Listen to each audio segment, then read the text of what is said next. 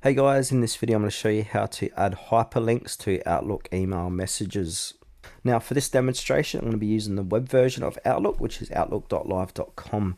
Okay, so first thing we need to do is head on over to Outlook and sign into our account. From here we want to go ahead and click on new mail and then go ahead and put who you want to send it to and then add a subject. Now in the body, this is where it becomes interesting. So I'm just going to write test here. Now from here I'm going to highlight test. And now from here, we've got the option to add a link. So insert a hyperlink. So go ahead and click onto that.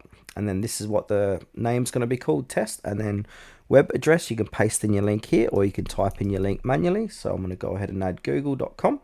Now, as you can see, it's going to have a underline under that. So that's going to be the hyperlink there. Now to edit it, if you want to change it, just double click onto it again, click on the link, and we can remove that link or edit the link to whatever we want. Then from here we go ahead and click on send.